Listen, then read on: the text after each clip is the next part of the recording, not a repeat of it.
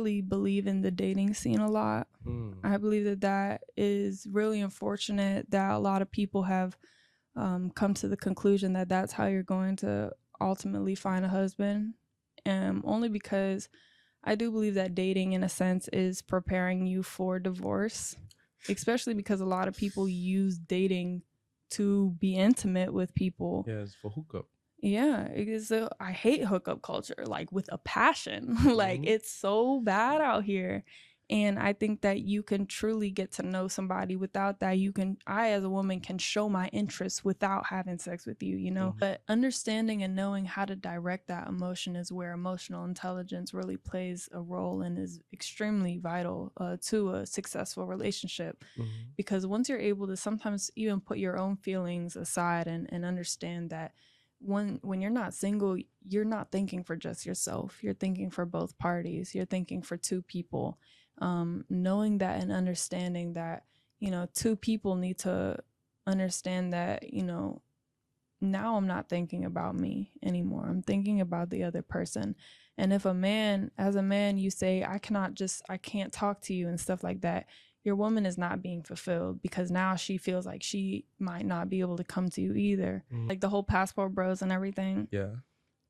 I'm not gonna lie, only because I'm here in America, I can't really tell a guy like, oh, the women are over there always, because at the end of the day, like, no matter if they're here or there, they're still gonna look for your wallet. And a lot of the Americans that go and fly over there end up literally like spending, you know, they only get there for the green card.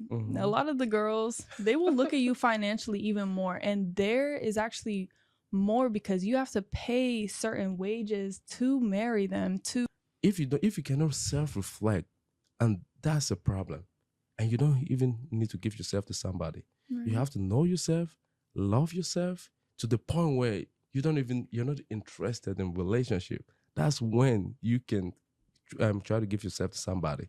But if you go into a relationship needing somebody, that's a problem. I'm saying this to especially ladies. If a guy tells you he needs you, run. Right. Because he's gonna be a parasite.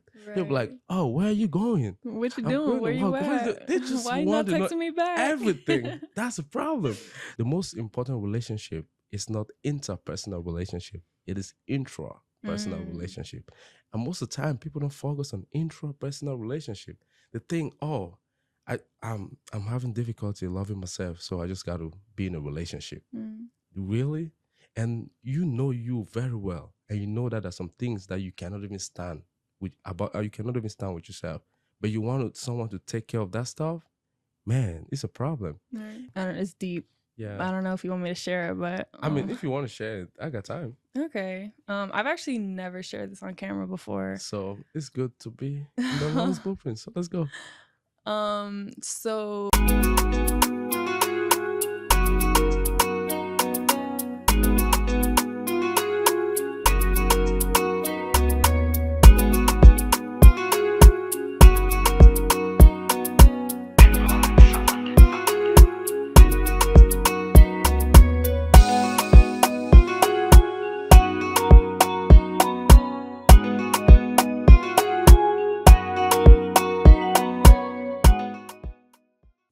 Hello, welcome to another episode of the Benrolins Blueprint Podcast. I'm your host, Benrolins. I want them. Today's going to be a great episode. I have a model in the house. She's not only a model, a social media influencer, and a podcast host, and a very beautiful lady at that. So, ladies and gentlemen, please join me. Welcome, Sapphire, Achilles. Did I say that right? yes, and it's nice to meet you. Oh, nice to meet you too. How you doing? I'm good. I'm well. I'm ready to talk about it, you know, ready to get into it. I'm ready to get into it. Today's going to be a really interesting topic, relationship. A lot of people are going through a lot of stuff today, and they don't really know how to go about it effectively. So we're going to hear my perspective and Sapphire's perspective as well. I'm really excited about today's episode. But before we get into that, Sapphire, I just want to kind of have a little background knowledge about you. Sure. So how was life like growing up, and where do you see yourself in the next 5 years? So growing up, I was definitely coming from a international background. I'm first generation American in my family. When it comes to my parents, they were both from different countries. My mother's South African Wow. and my father Malaysian. So coming from a more foreign background and having a very different cultural perspective, um, I do believe that I do bring a different perspective, just knowing how I was raised and seeing how the world in America was more raised, what their mindset is like, the things that they go through or don't go through, and the sensitivity rate that has been spiking even more and more gradually as we enter this very sensitive era. So growing up, I actually moved out of my house when I was about like 14, 15 years old. Wow. And I started out of my house like the beginning of freshman year. So I was definitely not covered underneath the umbrella of my parents, even though before that they were very strict, very, made sure that I, was disciplined in a sense.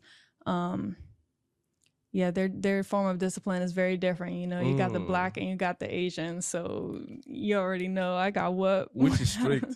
Very The Asians are both of stricter them. than Both of them. Africans? Yeah, I would say yes. Really? I would say yes, but I have to also put this in the perspective of my mom she's just very loving. She's very feminine, nurturing, never yells back at my father, never, very soft spoken and a very beautiful woman at that. But yeah, my dad was definitely the discipliner, beat my ass. But I was kind of a bad kid, I'm not gonna lie. Really? So yeah, I won't blame anything. It was very cultural. So that's why you left home? Yeah, I left home very young.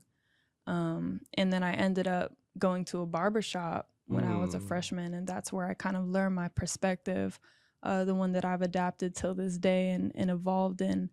I think it's kind of unique because the barbershop is like a man cave, there's men, that's where men are able to vent about, what's happening, what's going on relationship wise and everything. So me being a young girl, listening to all of these men share their perspective and point of view, you realize as a woman that you actually have it pretty easy in life, when it comes to a lot of things. And men have a very strong burden that a lot of the time they can't even share with the family and people that's closest to them, because so many times, like, you're not loved unconditionally. So we're going forward too fast. So I want to come back a little bit. Sure. I want to slow down. So when you left home, right? Where were you, and what was your perspective about life at the time? I was mad at my father a lot.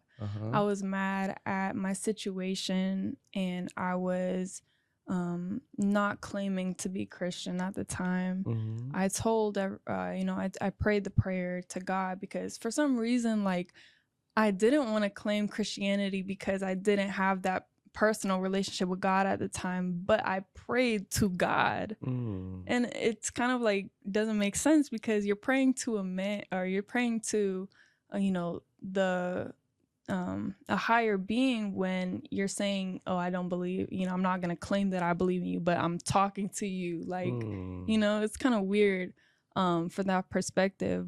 But yeah, I was very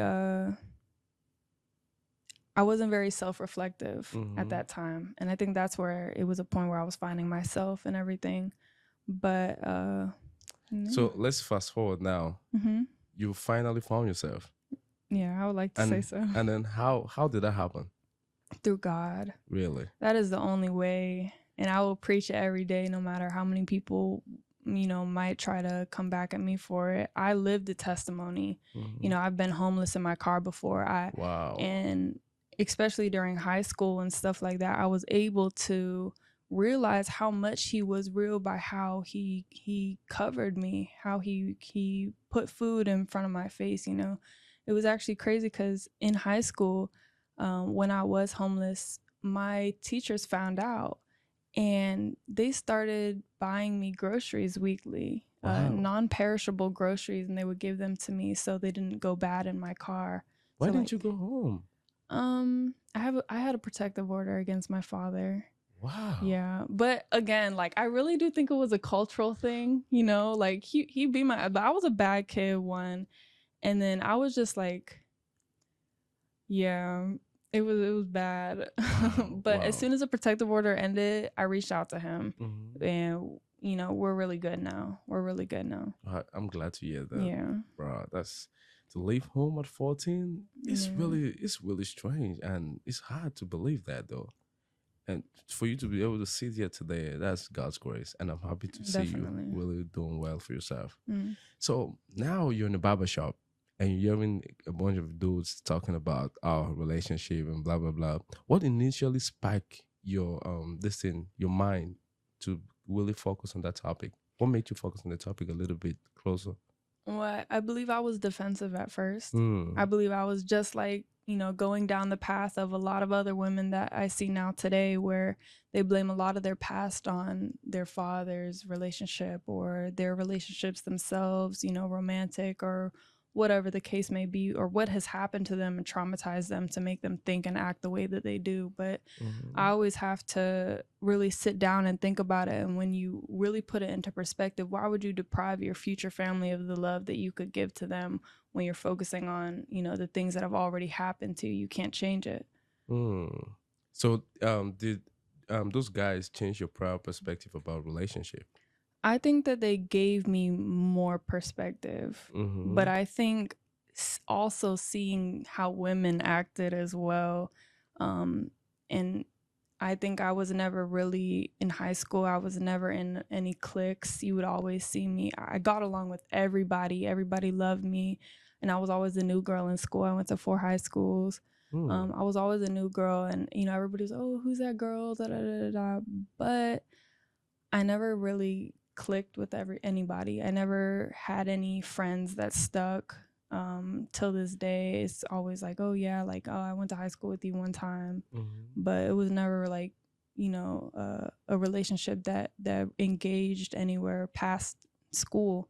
And I really do think that's because my mindset wasn't where they were. I Mm-hmm. was always hanging out with the older generation and things like that because those are the people that challenged my mind. Those are the people that shared wisdom with me. Mm-hmm. And so I think that that's where the hunger to learn and the hunger to understand so that I can heal and change the world through the shadows of the cross. I do believe that that's what fed me to really want to, you know, keep going. Got you. So, what were some of the common things you were hearing about relationship in the barbershop?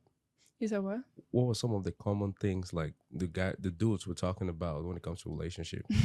um, a lot of baby mama drama. Really? And child Yeah, support? yeah. It was child support. It was the woman. You know, the men, how like the woman that the men choose. It Mm-hmm. was a lot about, oh, you know, I think she's doing this, I think she's doing that, or just complaining. It was a lot Mm. of complaining, I'm not gonna lie, Wow, but it was that okay. you know, especially in America. I'm from Africa. Like when I came to America and started seeing how Americans act when it comes to like love and relationship, it was kind of like surprising and shocking to me. I was like, really? Mm, And yeah, being a man is kind of tough.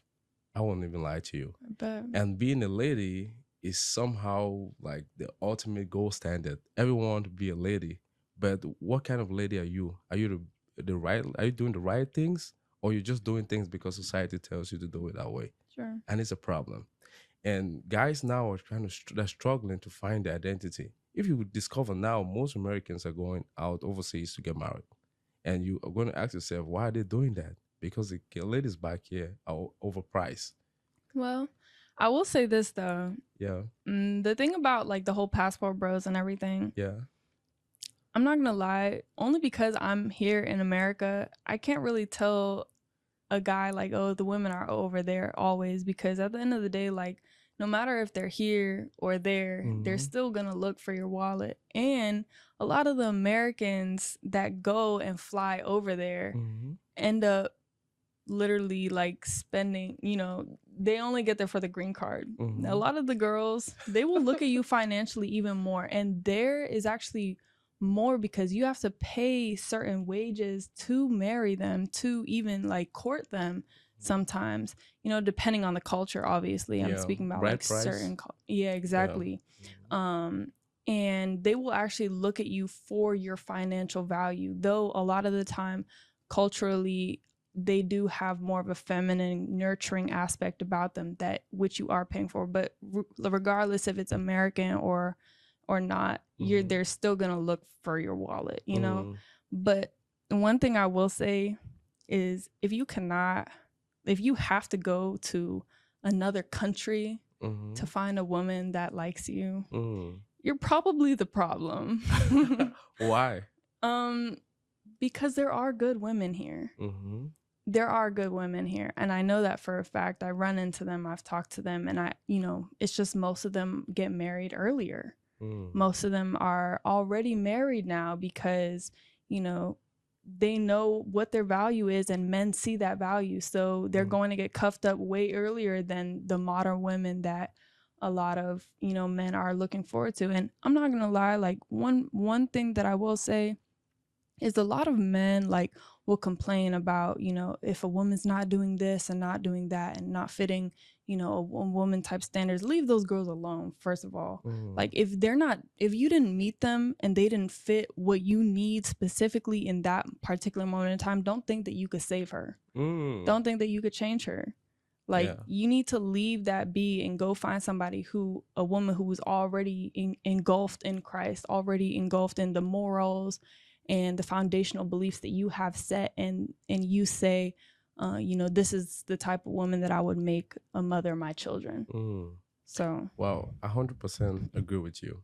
If you have to go out of the country to find a wife, mean you're the problem. Sometimes it's true because like most of the times what you attract what you impress. You have to think about what are you using to attract these ladies? Are you trying to get the flashy stuff? And people are right, not sincere. They don't come with their full fledged. It's just like, oh, I'm gonna keep myself, and then I'll reflect something that is gonna impress this lady. right, They want to get the most beautiful lady on the planet. mm-hmm, The girl with the makeup. She looks pretty every single time. They just have this picture on the mind. They just have this picture. And the thing is, what happens when you wash your face and there's no right, makeup on? right, Do you still like that picture? And that's when you start seeing this conflict now, conflict of interest. They don't really like what they see at the moment because they do not really love themselves. It right, has to come within. The most important relationship is not interpersonal relationship. It is intrapersonal mm, relationship. And most of the time, people don't focus on intrapersonal relationship. They think, oh, I'm having difficulty loving myself, so I just got to be in a relationship. mm, Really?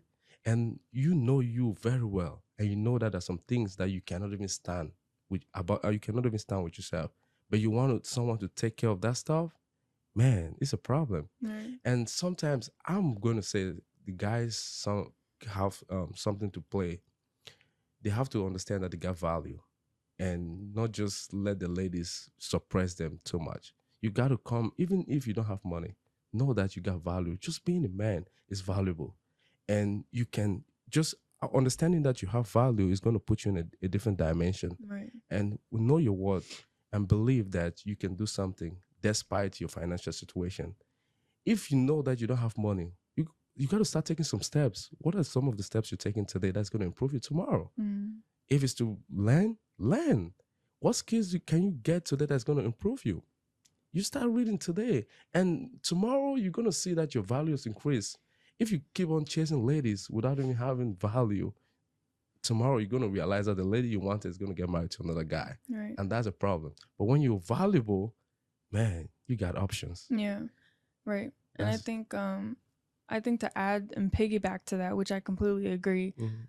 I think to add to that is a lot of people and a podcast that I've heard time and time again, they'll say a man's value is by the status and success that he brings to the table, right? And I completely disagree with that. I think that a lot of people never really say or mention that a man's value is really by his character and what he stands by, how he can lead a family, and what umbrella he serves under. You know, is he under the devil or is he under God? Yeah. I think that's what really brings value, and especially like people don't see that because they always think about what can you give me on this earth, not where can you get me into heaven, you know, or how we not get you. I think you should always like make sure you yourself are good with God. But you do need to make sure that two people are making sure that they have the vision, the same vision, for their kids' sake. Yeah. You know? Yeah, that's true. And I'm a Christian like you. And every time I want to think about relationship, I always remember, I just read the Bible, try to understand what God's idea about relationship is all about. And I realized that God did not create marriage. Marriage was not the first thing God created. It was a single individual because he had a plan. And he wanted that guy to know who he really is before he brought in a lady. So if you don't know yourself and you're giving yourself to somebody, there's already a problem and things might not work out. And if things don't work out, you got to step back to realize that, am I truly single? Can I take myself for lunch? Can I really sit down and have be at peace with myself?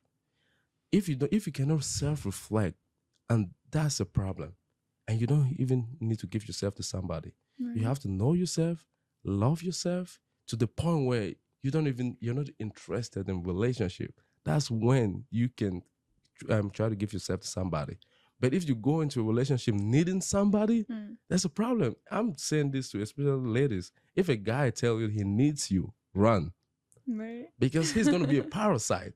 He'll be like, oh, where are you going? What you doing? Where you at? They just Why you not texting me back? Everything. That's a problem. So you got to find someone who really loves themselves. Right. And if you're doing something, they're going to try to invest in you, try to promote you. Like, hey, baby, what you doing? How can I help you? Right. How can we grow together? If you're not growing, there's a problem. And you got to think about that. Most of the times, ladies are going, oh, he's so cute. He's so cute. So tall. He makes so much money. And you go meet a guy because he's so cute. Right. Now, after 2 weeks, you try to ask him for some money. He's like, I'm so broke.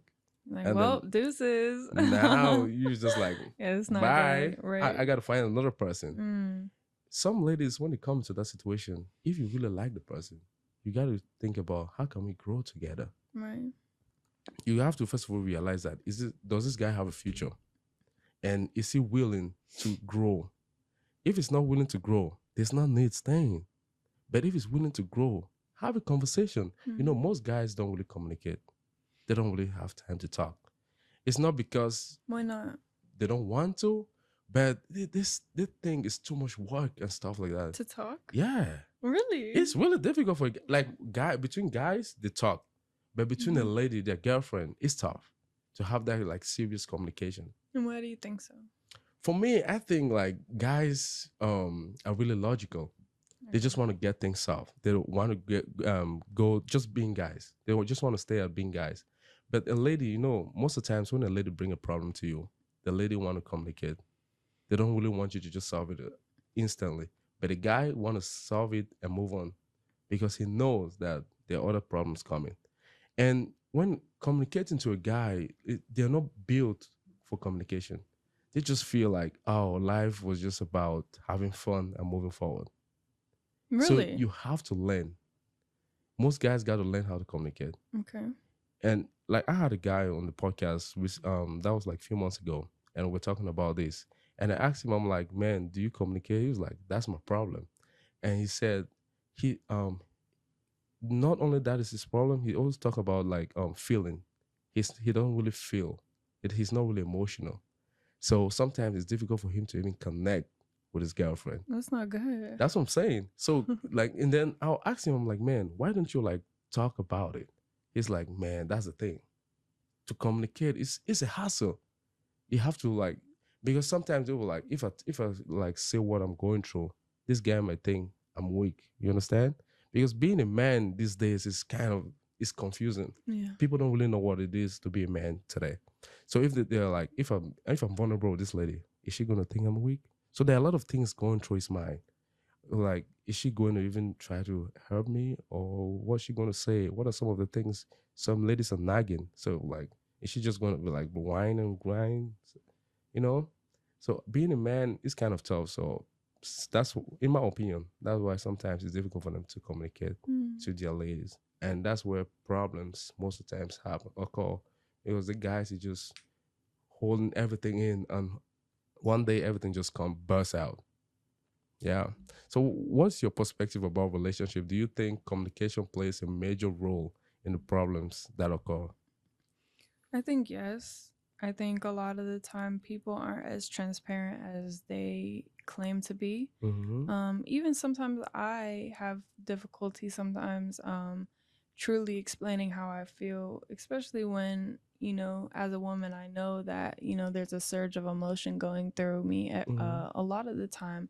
But understanding and knowing how to direct that emotion is where emotional intelligence really plays a role and is extremely vital to a successful relationship. Mm-hmm. Because once you're able to sometimes even put your own feelings aside and understand that when you're not single, you're not thinking for just yourself. You're thinking for both parties. You're thinking for two people.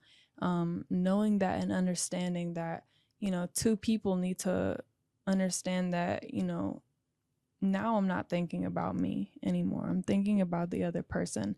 And if as a man, you say, I can't talk to you and stuff like that, your woman is not being fulfilled because now she feels like she might not be able to come to you either, Mm-hmm. and I think choosing the right woman in that sense is very important because then she is able to understand that, my man should be able to feel a little vulnerable without me Mm-hmm. judging or without me putting him in a hindsight or in the highlight of like, oh yeah, you're weak and stuff like that.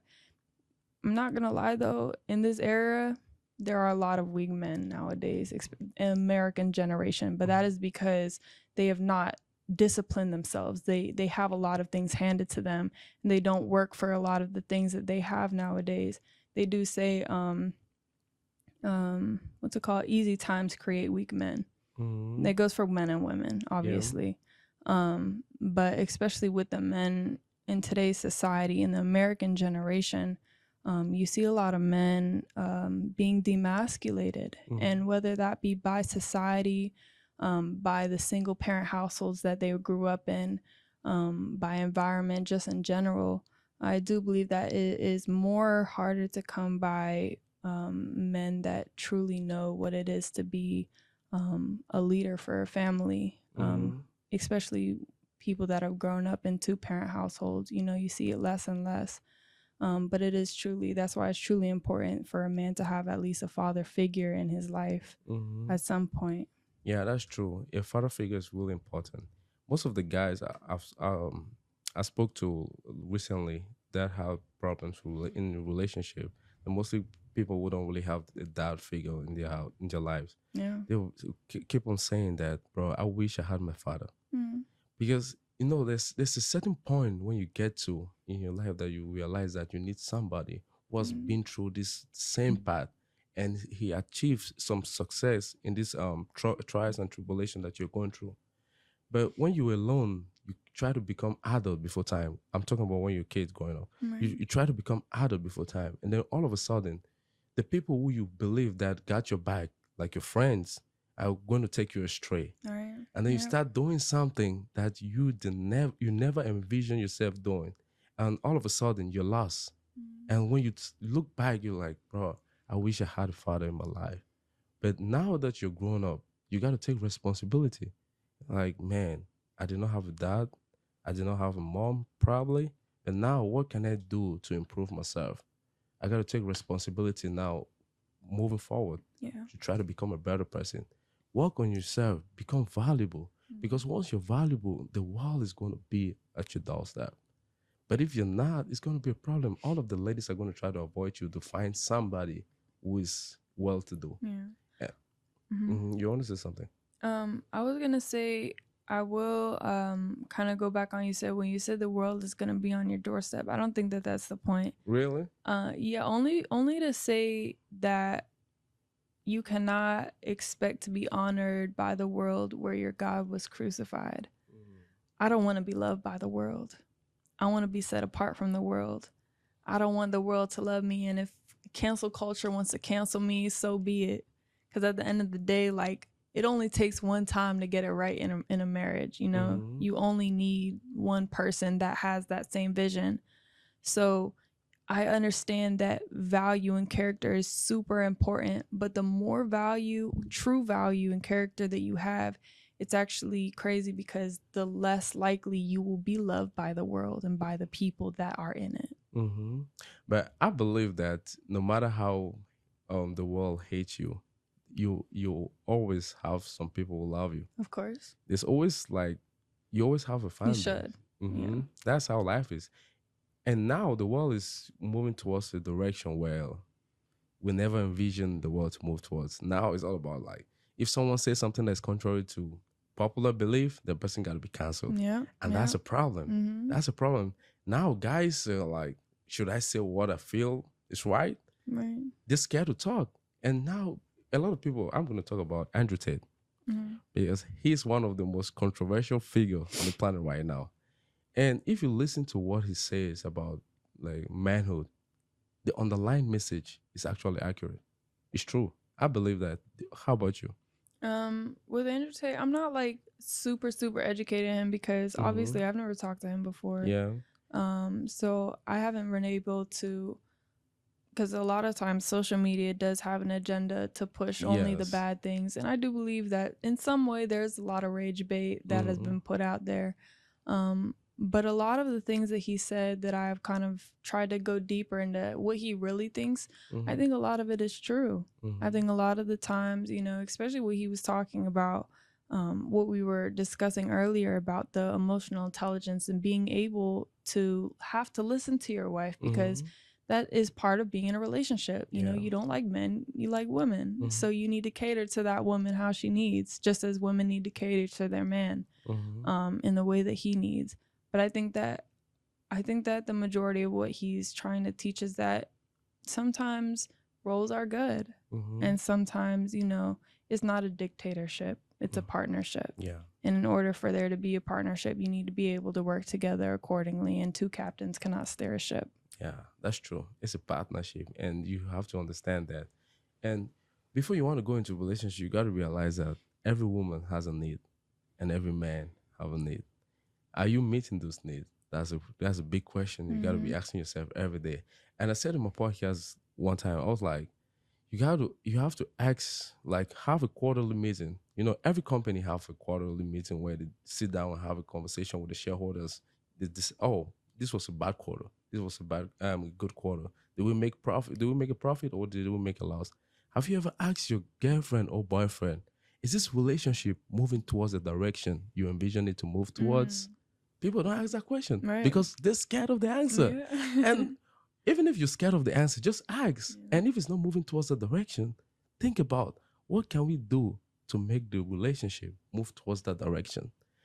You know, a lot of people like cookbooks because they want to see those good pictures, but they don't want to see the ingredient. Yeah. They don't want to look at the recipe. But in order to make that cake beautiful as it is in the picture, you have to follow the recipe, and you got to see all the ingredients. Right. But in life, we just have this picture about relationship, about life, and we don't want to go through the process of making that person the way we envision it to the person to be. Right. And then all of a sudden we realize that no, that's not the picture that we have in our mind, and we'll move on trying to find that picture, but we'll never find it. And sometimes you got to step back and think about, am I really right in some certain things, or am I doing it right in the right way, or is this life not just worth it? Right. If you don't reflect, you're not going to move forward. Now I want to come to you personally. Sure. So how your personal life, are you in a relationship right now? No, I'm not. Why is that? I do believe it's very important for me as a woman to understand that when I'm bored, I don't look for relationships. I look for hobbies. I look for interests that will help me become a future wife when I do meet that man. but mainly because, it is actually pretty difficult to find a man that is under the umbrella of God. And a lot of people say that they know God, that they're Christian, and that they go to church. I don't believe that that's enough. I think that being under the umbrella of God is different from knowing God. The devil knows God too. That doesn't mean he follows him. And I think a lot of the time people don't understand that knowing who God is and having a relationship with God is completely different. And if I want a big family, I'm talking about like I want like 6-7 kids. If I want a big family and I want my children to follow God, because a parent's biggest success is teaching your child in the ways that he should go, so that when he grows up he will not depart. And I think that that is so important, because it would be selfish of me as a future mother to choose a man that I just love because he brings finances to the table, or he looks good, or he just makes me laugh and things like that, or all these things are good and they're beneficial, but having a man that has a vision that will bring and keep your family in Christ is completely different. And it's truly not that easy to find in today's society, where everybody's going this way and I'm trying to go this way, where the lanes are completely empty this way, but it's very traffic saturated in the way of the world. I need my man to spew the word and not the world. And I think that that is truly important, because people are so fast to try to get a microwavable relationship where it just comes instantly. No, you exactly what you were talking about with the cooking. You got to go through the process. You got to go through the work. You got to, sometimes you got to burn your hand a little bit and say, okay, that's not the type of, person that I want and stuff like that. And you got to really keep trying and stuff like that. But I think ultimately, the reason why I don't really believe in the dating scene a lot, I believe that is really unfortunate, that a lot of people have come to the conclusion that that's how you're going to ultimately find a husband. Only because I do believe that dating, in a sense, is preparing you for divorce, especially because a lot of people use dating to be intimate with people. Yes, for hookup. Yeah, it is. I hate hookup culture, like with a passion. Like it's so bad out here. And I think that you can truly get to know somebody without that. I as a woman can show my interest without having sex with you. You can tell if a woman likes you without having sex with them. Like there's so many things that you could still be intimate with. There's massages, there's cooking, like there's putting your time for that person above everybody else. There's so many different factors and ways, and people are always like, oh, well, I'm not. I heard my friend say this the other day, which kind of caught me a little bit off guard. I had to stop them for a second. She was like, I'm not gonna open my legs and stuff the first date and everything, but I'm gonna shave down there just in case. I'm like, if you don't, I'm about to give you a black eye right now. Like, what is wrong with you? What? Yeah, it was absolutely crazy. I was like, okay, we're just gonna stop right here. Don't go to there until we have this conversation, because you have to understand that you as a woman, you hold so much value that you're choosing to let go. Once you do that, a lot of the times, if I'm like naturally, a man is going to be turned off by that, family wise. He's going to say, yeah, you're really cute and you're funny or whatever, but family, I don't know if I could do that. Easy access. Exactly. And women are like so confused by that. I'm like, what's confusing? You gave it up. Like, and I think self-control is very important. But I will say this though. One thing that my mother taught me is a relationship should be like a wedding cake. The wedding cake analogy of there are tiers to a wedding cake, right? Yeah. No matter how many tiers there are, but the base is the friendship. That is where you get to know that person, and that is where the dating comes, or the dating process comes, where you're able to not just see what he can do or what she can do for you, but what you guys are able to vet out, you know, the hard questions that you need to ask them, the things that you need to filter out, you know, you know, talk about debt, talk about, you know, your history, talk about, you know, what your beliefs are, how you're going to raise your children, what day do you plan on your children going to church, you know, on that day. Me, I'm Seventh-day Adventist, so I go to church on Saturdays. A lot of people do not. But that's also one thing that I have to ask people, because if a man goes to church on Sunday, now I have to ask the question, well, if we have kids, what day is our children going? Because Sunday. I go to church on Saturday only because I do read the Bible, right? And the Bible does say go to church on the seventh day. Sabbath day, yeah. Yeah, and the 7th day is where he rested, da-da-da-da-da. But what's the first day of the week? Sunday. What's the 7th day? Saturday. Okay, so if the 7th day is Saturday and God rested on the Saturday and said, make it holy, that's the only reason why I'm a Seventh-day Adventist. That's what Seventh-day Adventism sets apart from all Sunday, you know, churchgoers. I'm not going to lie. I think that you should worship God every day. But it is just one question that I have to ask, you know, the man that I end up settling down with. Is that part of your vetting process? I mean, it's a question that I'll definitely have to ask him. Really? Yeah, because I don't want to not ask him that question. Then later down the line, when we're trying to take our kids to church, now our kids are looking at both of us like, okay, you guys didn't talk about this before. Like, what day we going? Cause, you know, and it was really hard for me because the world has pushed an agenda of everything is happening on Saturday. All the games, all the, you know, whether it be athletic sports or you know, like educational things or whatever the case may be, a lot of it lands on Saturday. And man, as a kid, I was mad. I was like, why can't I just, you know, da-da-da-da-da? But my mother has always taught me, you know, you are not meant to be in the same way the world is meant to be. And that's why you stand out. Wow. So that's just a question that I have to ask. Wow, that's good. It's really hard to fathom that you're single. You're not in a relationship. You got over 180,000 followers, and no one is reaching out? Not all options are good options. Really? But yeah, they are, you know, I will say there's a very good eligible person. Candidate. Yes. Congratulations to him. Wow, that's good. Yeah, but I will say that you know, the vetting process needs to continue. So how long is the vetting process? I think the vetting process is till we're married. Whoa. Yeah.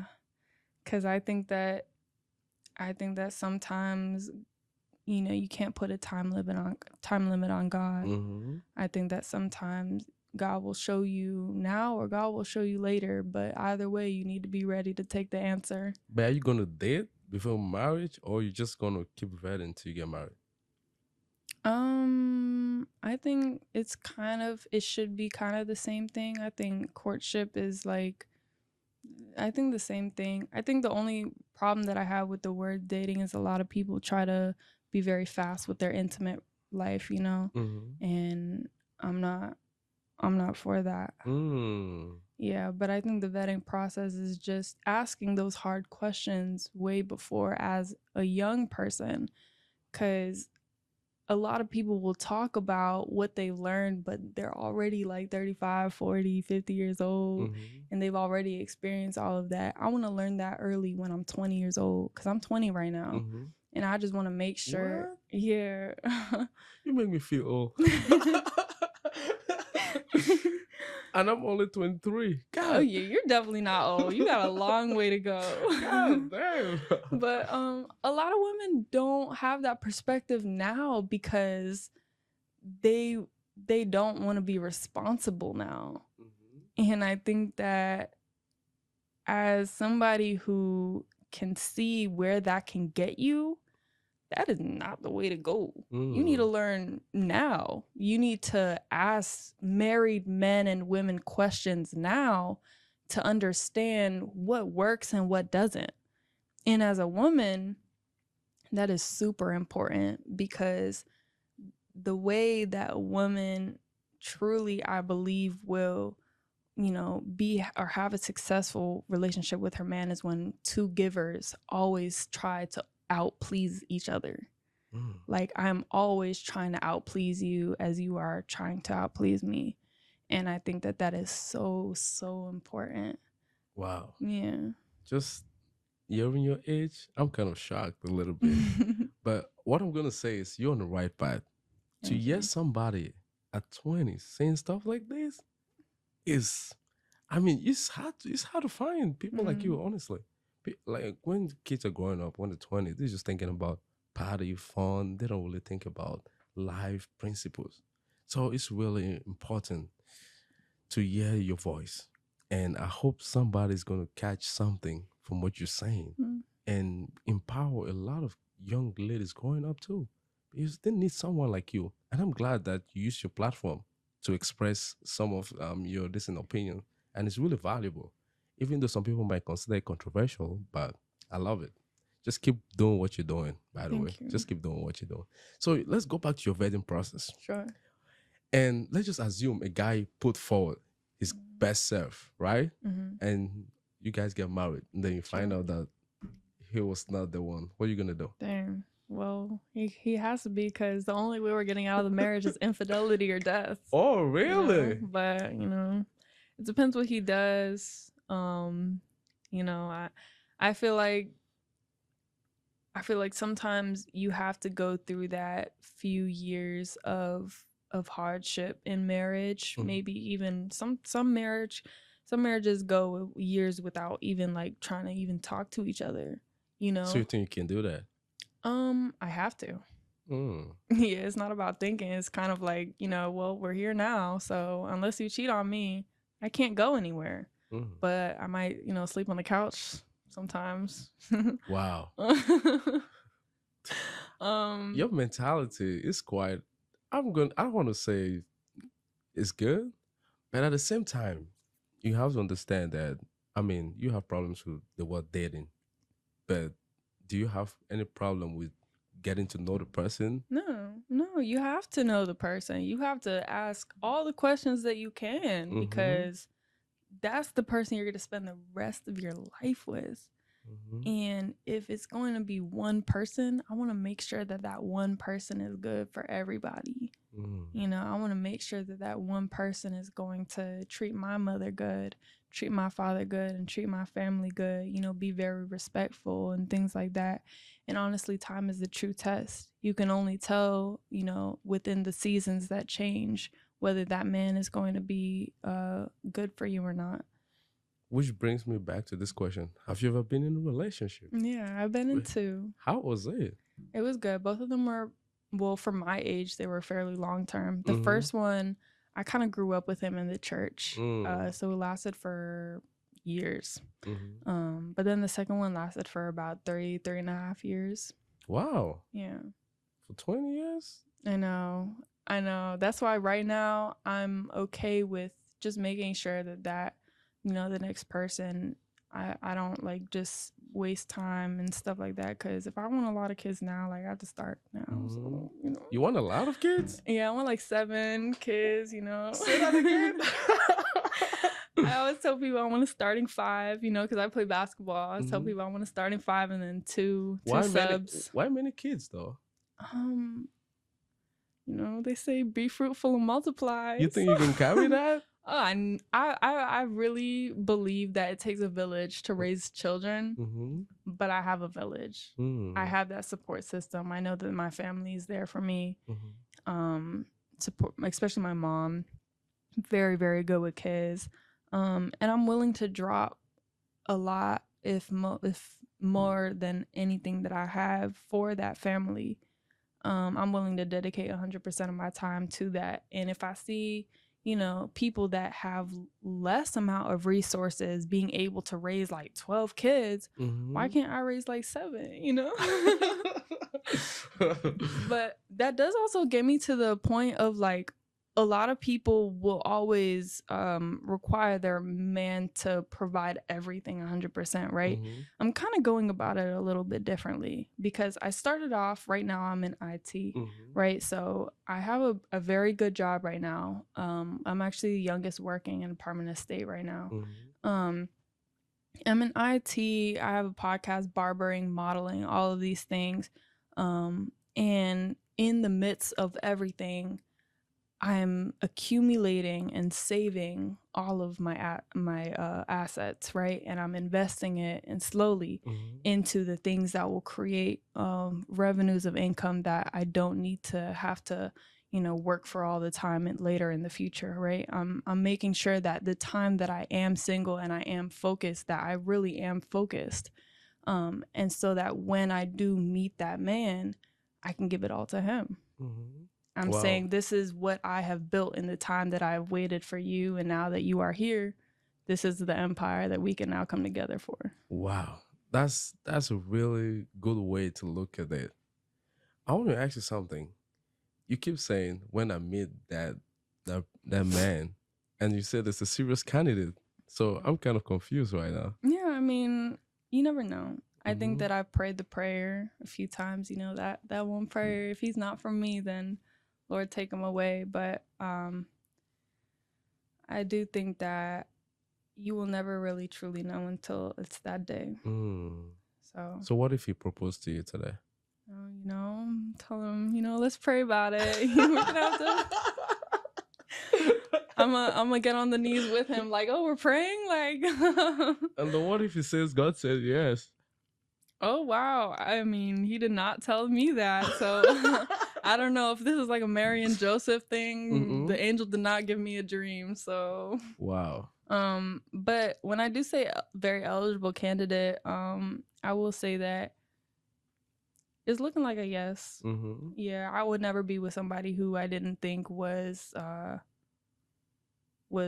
going to reach that goal. Yeah, that's pretty good though. When you came in, I look at your finger. When I saw that, I was like, she's married. But now from the conversation, I'm like, open candidate? Yeah, right. So actually, a lot of people will talk about the ring that I have on my right finger, but I will want to point out it is on my right finger, and your marriage finger is your left. Mm-hmm. Now, the reason why it's on the wedding ring finger on the right side is because it's my grandmother's wedding ring. She passed away, but I did get it. And the reason why I put it on is to remind myself to never sacrifice my morale or integrity for the opportunity I receive. And I think that it's just a reminder, just to make sure that, hey, you're good. You're good. Like, you have God, and that's all you need. You have your support system. You only need 1, 2, or 3 people that have your back, and those people, make sure that those people encourage you and uplift you, and tell you when you're wrong, especially. And I think that that's why I wear this ring so fervently, because hey, I might take it off when this one gets occupied. Wow. That's pretty good though. I really appreciate you for coming to the show, first of all. And I want to get to something. On your social media, Instagram, you talk about relationship topics. Some may consider it controversial. What made you start talking about relationship? I think that when I started my platform, I began as a model. And, while it was all fun and it was great and all of that, I believe that my story and my testimony had so much more power in itself. And I believe that coming from an international background and coming from a place where I see the world a little bit differently, if I didn't use the blessings and the gifts that God has given me with my voice, the thing that I believe holds most power, my voice, if I didn't use that to God's will and to outreach to other people, what is the point of having a platform in the first place? There's no reason for me to talk to people and to do all of this work and things like this if it's not under the shadows of the cross. And I think that that's super important. I see too many creators and social media influencers who are really people being influenced. Mm-hmm. I see too many people with huge platforms. They do absolutely nothing with it. And I think that, you know, all of this can be taken away in a second, and I can never take that for granted. But I also want to make sure that people know and have a reminder that I pray that nobody puts me on a pedestal. That is one thing that I firmly stand on, because I think a lot of people will get caught up in the hype. You know, oh, you know, your words, these are not my words. These are God. You know, I am only promoting what I believe to be true, but I did not get this myself. I got this because I put in the work to know who God is and to know what love really is. Love is sacrifice, you know, love is all of these things, but it is not conditional. Wow, that's Yeah. so. Do you get attacked Oh yeah, all the for your time. stance? All the time. Really? Yeah, they call me a pick me. They call me, you know, I'm just, rage baiting and stuff like that. Even though I don't really post any rage bait, but they say a lot. They say a lot of stuff. Especially being a model. Mm-hmm. There's a lot of people calling me a hypocrite and stuff like that because I like to look good. And I will say that sometimes I will take accountability. Sometimes you're right. I think that some pictures look bomb. I'm not gonna lie. I'm like, wow, I look really sexy in those pictures, you know? But I do try to keep in mind that if I'm not comfortable with my mother looking at this and showing it off to her friends, that I should not be posting it. Because I used to try to block her. So is your mom comfortable? All your Now pictures? she is. Now she's good. But if she ever had a problem with it, because the industry tries you every day. Every day they will try to exploit more and more and more. But there's a time and place for everything. If I'm posting something in a bathing suit and stuff like that, it has to be near water. You know, things like that. I'm not just gonna show in no clothing in a studio, just like, oh yeah, like, you know, let's just, you know. But there's just so much things to talk about when it comes to that stuff, because I do see people's perspective sometimes, and there actually have been a time where this person had DM'd me privately, like, hey, I know you talk about, you know, trying to respect, you know, yourself and your future husband and all these things, but what about this picture? And I really did, like, I was zooming in on that picture, and I was like, okay, instead of being defensive, I'm gonna listen to him. And I'm going to say, you know what, maybe I see your point of view, and I see that it's not exactly something that needs to be promoted for what, you know? And I took it down. I took accountability, and I say, hey, like, I understand your perspective, and I appreciate you for, you know, being that transparent with me and not like coming for me in a hateful way, but, you know, opening my mind to, hey, maybe this isn't the best post to showcase on social media. Wow, that's pretty touching, you know, to really listen to people who are watching or listening to you speak. Sometimes the feedback is really important. Yeah, You might be saying something. Because I don't do it all right. Yeah, I that's promise. true. Everyone make mistakes. Even I myself, I do make a lot of mistakes, and you got to hold yourself accountable. Definitely. There are a lot of people listening, and they want to improve their lives. And if they hear you saying something that is not really right, and they confine you, listen. You have to listen. Yeah, probably you're making some wrong moves, and you will readjust, and you never know. Right. So that's life. And I'm coming back to you. You said something about modeling.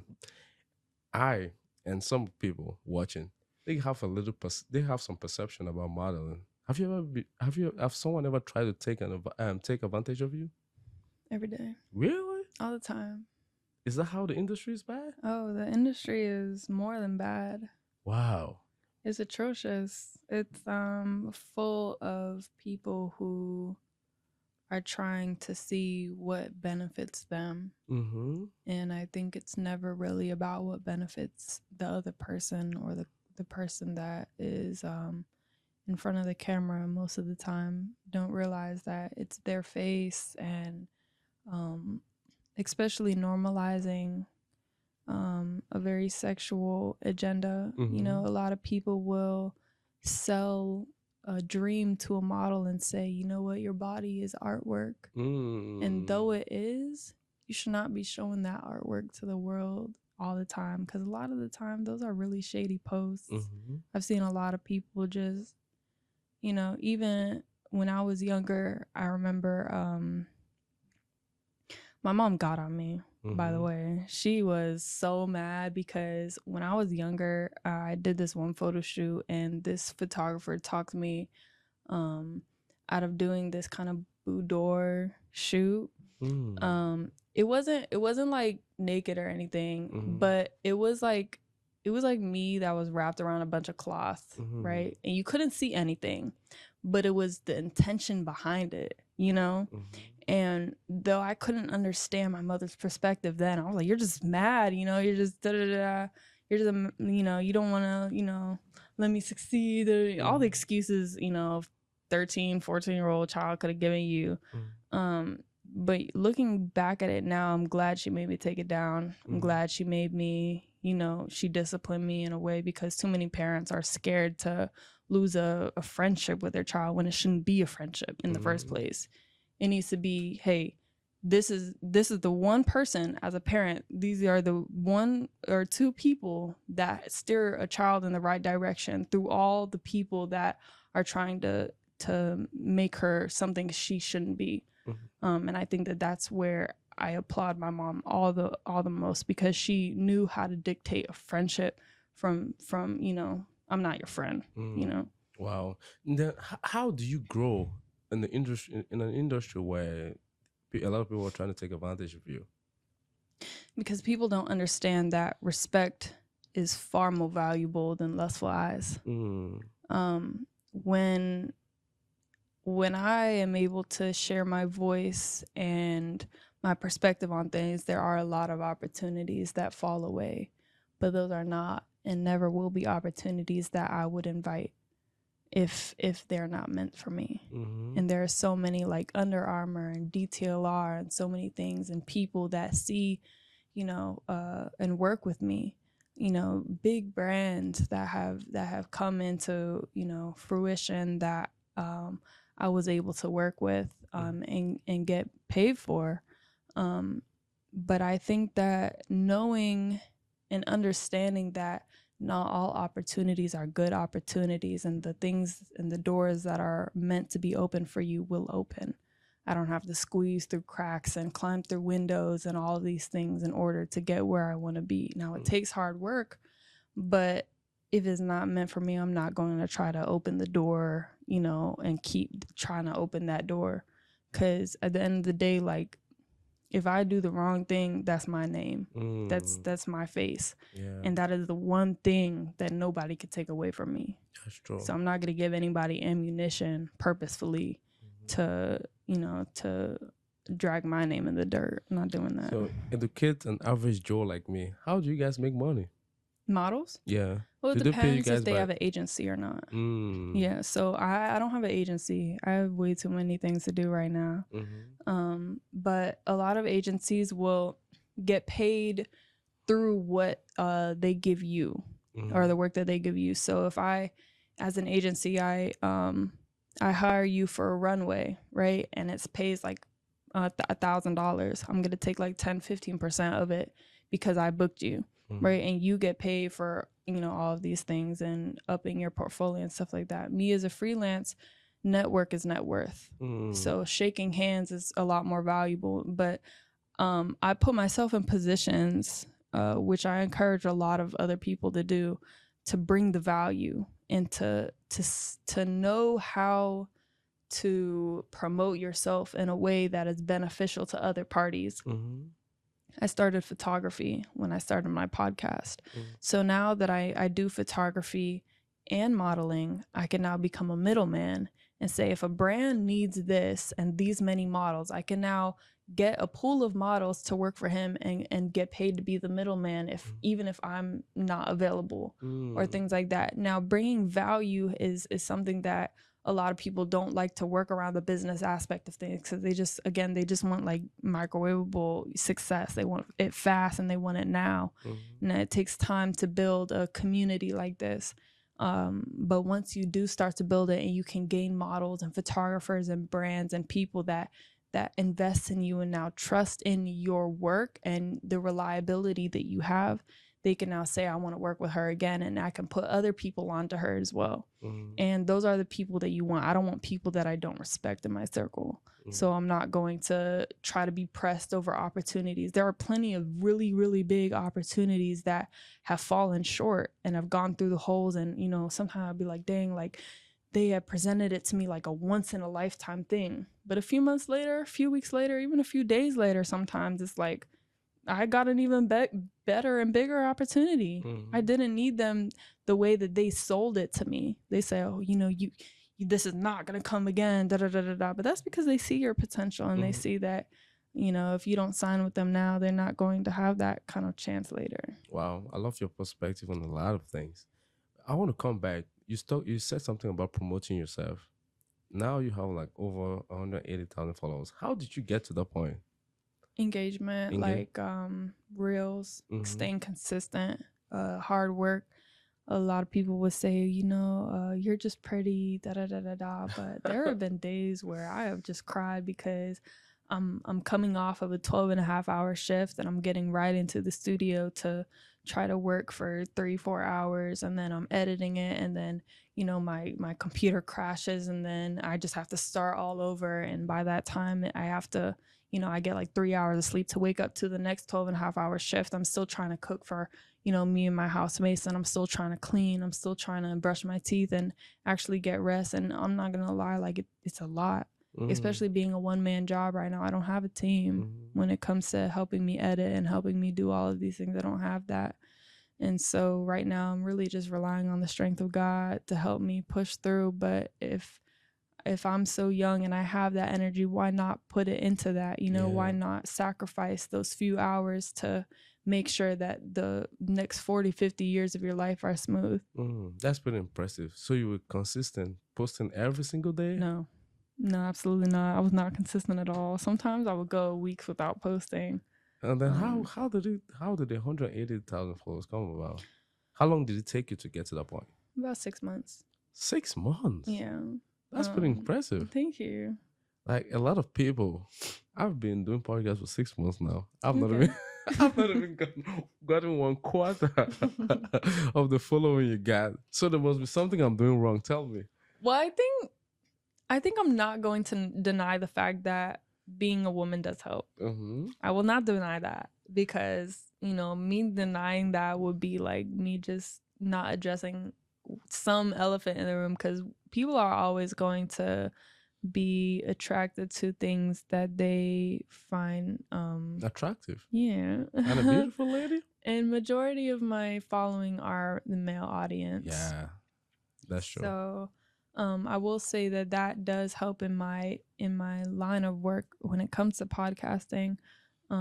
But I will say that it's a certain type of thing that you need to follow, because understanding, and for all creators, I guess, need to understand that knowing that the audience attention span is super short, about 3 seconds before they scroll. Yeah. So you have to make sure that those first 3 seconds are the 3 seconds that's going to make them wonder what is coming next. So you need to understand that the algorithm is really based a lot of the time off of what you decide to promote and how you decide to promote it. Knowing that the audience attention is very small is a very good thing. And a lot of people like to, if they get good content, they like to post everything, right? But my rule of thumb is, if I have a minute, say for example, if I have a minute of good content, I'm only going to share the highlighted parts. And sometimes that could be like, if it's a reel, that could be like, I have a minute worth of content, but I'm only going to share 15 seconds of it. Yeah. And I think that is a very, very good thing to keep in mind, because a lot of people who are creating content want to just post everything because they think that's more views and stuff like that. that's not gonna work. You need to understand that the shorter, honestly, sometimes is the better, because now you can, your content is engageable and it can be related to. You have to either make the content in a relating way, a humorous way, or something like that, but just something to attract the audience to you. What if you're doing all that, but you're not growing? Then it's not for you. Maybe. or maybe you just need to break through those barriers. And again, network is net worth. So working with people who have that following and believe in your work as well is very important, because now those people are able to promote you as well, and you can build off of that as well. That's very important. What you just said there is really true, because you see, like when I started this podcast, I did not have anybody. But from the networking, like trying to network with people, and the people were leading me to, like, was Dre who connected us together. That's what I'm saying. Like, if you don't have a good network, people are not going to really know who you are. Exactly. But if you have a good network, they're going to try to like promote you. Like, hey, I believe in this guy. Maybe you should talk with this person. Maybe you should talk with that person. And that's how life goes on. So I really like your perspective. And we've talked about relationship. We've talked about kind of modeling, business. Now we're talking about content creation. And I want to stay in content creation because a lot of people are trying to move towards this direction. This is a content economy right now. Everyone want to be a content creator. So if there's one advice you can give to anybody watching or listening to this podcast episode about creating content, what would that be?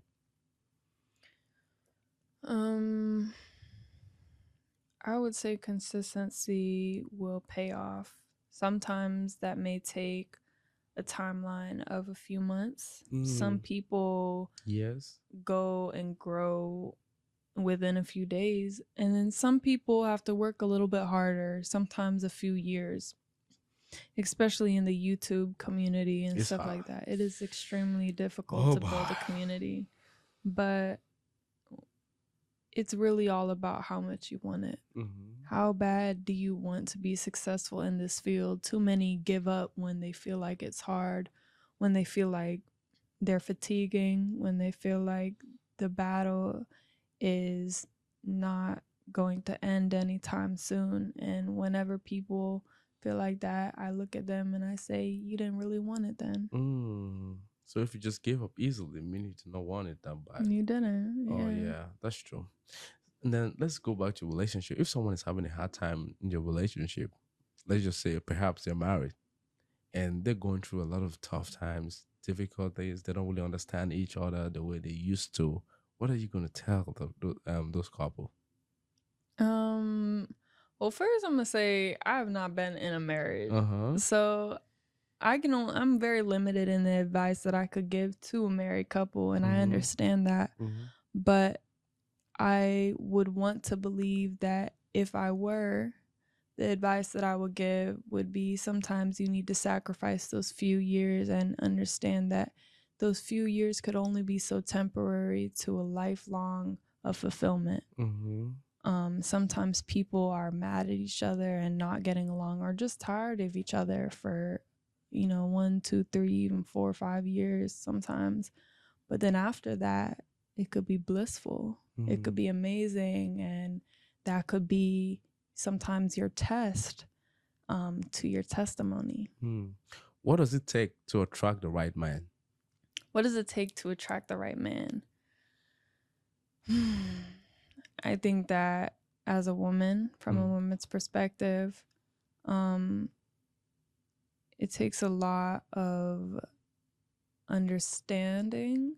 Men are pretty simplistic, I believe.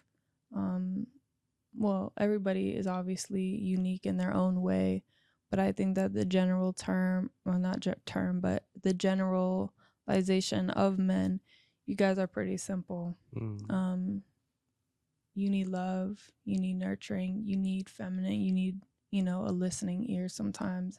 And sometimes you also need a woman that will be able to take, your BS. Because sometimes you know, men can be very sensitive too. Yeah. If even from an internal standpoint, you know, men are actually, I've noticed men are actually very emotional, no matter how much they say. But I will say it Really? like this though, they just don't express it like women. Men want to be emotional so much, but that's what makes them a good leader. Mm-hmm. And I won't say emotional as in not logical, because Mm-hmm. that's not what I'm talking about. I'm talking about emotional as in if somebody were to try to hurt your wife, Mm. I you're understand. gonna Yeah, I get the angle. exactly. Mm-hmm. And so it's not a negative term. You guys are very passionate about who you love and how you love. But knowing and understanding that, I think that a good woman needs to understand that men and women love differently. Mm-hmm. And that, you know, a lot of times women would think that men think like women, while women are a lot more intricate and complicated in that relationship perspective. Sometimes we just expect you to read our mind. Sometimes we, you know, just require a lot more attention and time. But I think it just all just falls under the umbrella of we need to understand that as a man, you need certain things catered to you, and my job is to go above and beyond that. My job is to make sure that, you know, the mother to your kids, as I am, is going to, you're going to be proud of me. You're going to say, that's my wife, and I would not choose anybody else. Wow. So do you believe in the 50-50 arrangement? No. Really? No, I don't. So you believe the man is the leader? No, the man should always be the leader. Unless it's like for a woman's niche. Like say if I'm expertise in a certain area, maybe you could let me handle those projects because I'm more educated in those areas. And I think that that's completely okay. But when it comes to the overall umbrella, the man should be the leader, and make the overall decisions that a lot of the family makes. Who should pay for it? Who should pay for the date? Who should pay when they go out for a date? The man should pay. The woman should sit. You sit? I think that if you pay for the date, I'm gonna cook for you. I think that that is different, and I think that in a way, a woman is putting more effort in than the man, because a man will take you out and pay for a bill. But if I go out and buy groceries and then put the time in the process of cooking it tastes better. And serving for you, it tastes better and it's more intimate because you know that I put that work in. Yeah. So again, like when it comes to especially the first time date, I do believe a man should pay for the first date. 100%. Did you just say ladies should learn how to cook? So ladies, please learn how to cook. Yeah, definitely. Because the gateway to a man's head is through his stomach. Yeah. Once you eat good food, you're like, damn, this is a good candidate already. But if it's only McDonald's and KFC, bruh, I'm gonna find someone else. That's just my opinion. Right. So we're closing now. I have 2 questions for you before we end the show. If there was one experience that you could take away, remove from all the experiences in life, what would it be? I don't think anything. Why? Because it wouldn't make me who I am today. I feel like that's such a cliche answer, but it's a good answer, actually. Yeah, I don't think I could take away anything. Yeah, it's a good answer. Because everything shapes you to become who you are, a better person or a better version of yourself. So what about you? I'm not going to take anything. I mean, I've been through some crazy stuff, but I'm not going to take it away because it made me better. And when I look at myself now and I look at myself when back then, I'm like, bro, now I'm capable of handling any challenge that arises because I've been through worse. So it's pretty good to go through tough times because tough times prepare you. If you've never been through tough time, just brace yourself. It's coming. And when it comes, do not fall apart. Just calm down and try to find out how you can get past that situation and you'll be good. And I want to come back. Another question. Since you're not really, I always say, if there was an advice you could give to your 18, I would say, what would it be? But since you're just 20, I'm going to say 16. I know, right? Just like just 2 years ago, same spot, you know. Yeah. When I was younger, the advice that I would give to myself would be, do not sell yourself short of the opportunities that have been presented to you. Too many people have tried to, or have seen the potential that they claim to see, and they will try to book me or sell me this dream, this lifestyle, these materialistic things, and try to change and intervene in my mindset where I was going. And I will say that your value is not within the world, and that this world is not your home. And to know that whatever may happen, you need to be okay with that, because that is a choice that you made. Yeah, that's really, really, really, really impressive. Honestly, I can't still believe I'm talking to 20-year-old. But that's that. You know, when you're talking, it's as if I'm talking to someone who is really mature, like someone who's like 40. I'm like, oh my god, what's going on over here? But anyway, something just came to my mind. I'm sorry, it was supposed to be the last question. But do you believe that sex is a glue that keeps the relationship together? I think that marriage is man-made, and I think that sex is marriage. I think that being one with a person is marriage ultimately. So I think that, you know, contractual marriage is different from covenantal marriage.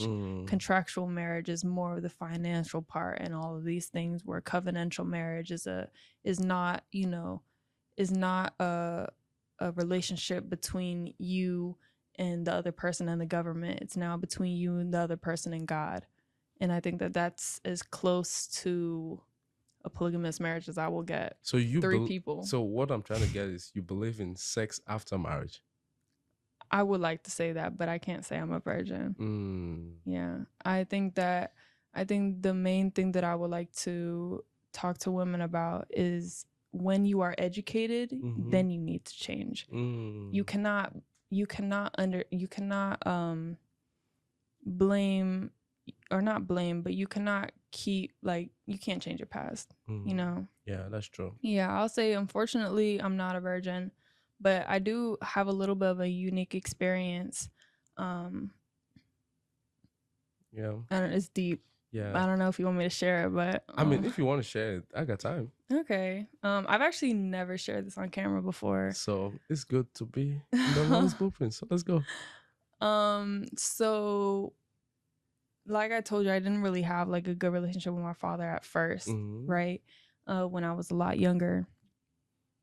But I went to basketball a lot for my outlet. And in the sense of, you know, just trying to, you know, work out and stuff like that. But my basketball coach was the person that sometimes I vented to and things like that. But I do believe that he saw in me not somebody who was calling for help, but somebody he could take advantage of. And by 11 to 13 years old, he took my virginity. Whoa. Yeah, you know. My God. But yeah, it was really, really bad, because you'd think that somebody like that would blame men the rest of their life for the things that have happened. My mother always told me that your flower is something that you should never just give away. And having it like taken from me was really hard. And there were certain points where I just couldn't show my face anywhere, because I would just break down.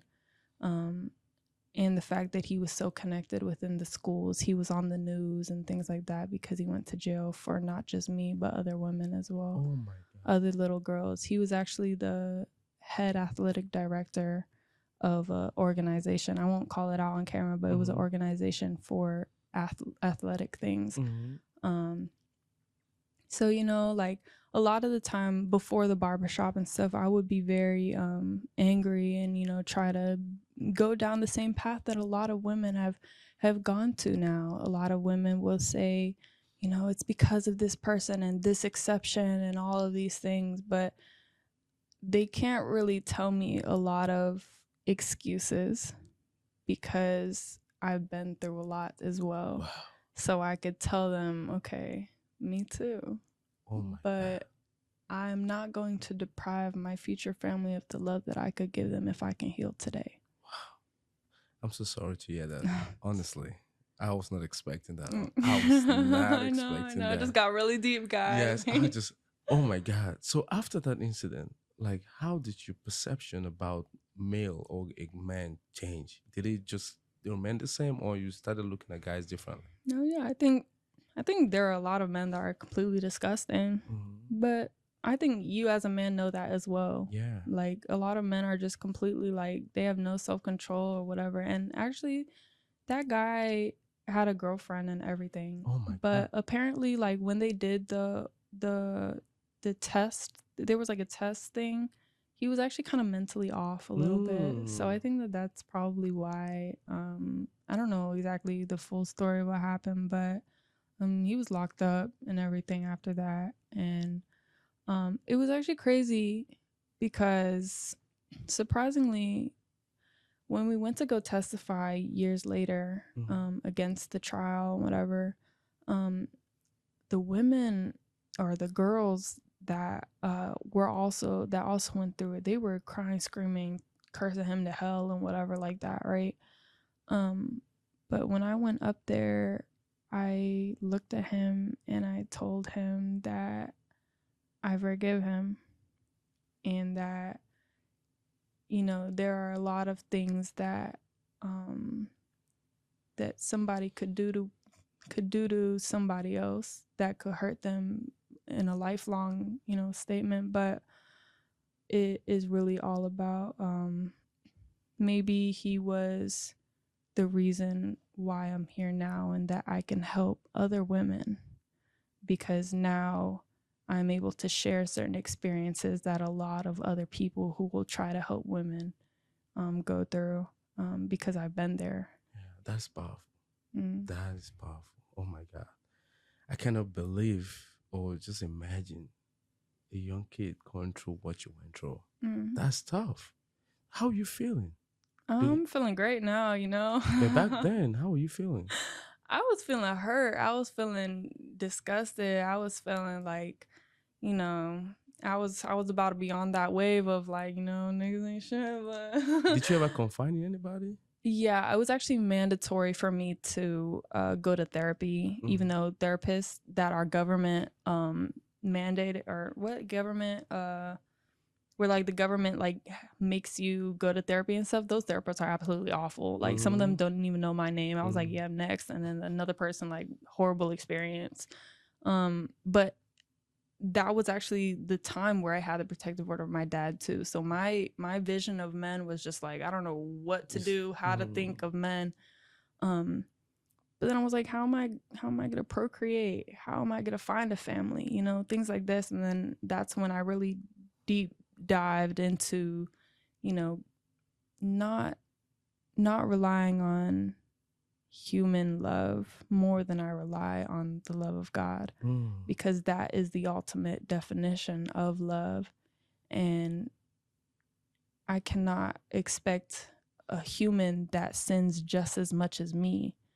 I cannot put him at that same standard and that same expectation. I simply cannot. Wow. You're really tough. You're really, really tough. Thank you. You too. You know, I'm trying to be like you when I grow up. Like, oh, please. You know You're way stronger than me. I'm like, oh my God. No. You superstar.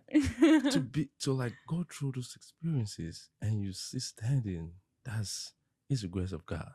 And I'm happy that you're trying to use your voice now to try to empower the young girls coming up. And this story is unique. Have you ever said this in your story? No, I've actually never. The reason why I don't want to share it I didn't want to share it that much is because like once you put something out there, you can't take it back, right? Even though it's on the news and stuff like that. Since I was a minor at the time, they weren't allowed to put my name. Yeah. So I think that it's scary to put vulnerable information out there. Yeah, it's scary. Like for you to even say it now, it's tough. And to say something like that now, you're getting rid of your past and you're taking power over that situation. That's a lot of people find it hard or difficult to get past that moment. So I'm really proud of you. Thank you. And I believe that you got a lot of things coming ahead. So just keep your head high and everything's gonna be good. Is Thank there you. anything you want to add before end this episode today? You you are a good person to, like, have these conversations with. I applaud you, and I will say that congrats, first of all, on your journey and the growth that is to come, Thank you. because I definitely will say that we need more good and respectful people on platforms, and I do hope to see you up there with me. Hopefully, I'm gonna get to your level one day. Nah, We I'm trying believe to be that. like you. Oh, thank you very much for coming today. It's been an absolute pleasure to have you Always. today. I will thank you very much. Hey guys, there you have it. Unfortunately, this episode came to an end. If you want to see Sapphire again, just write in the comment section. I'm gonna try to get her. She's so busy, but we're gonna see some. We're gonna see what we can do. Thank you very much for everything you do. And please do us a favor, like this video, share it with your friends, and subscribe to our channel if you're just joining us for the first time. See you in the next episode. Thank you. Benrolins Blueprint comes to an end. See you in the next episode. Bye bye.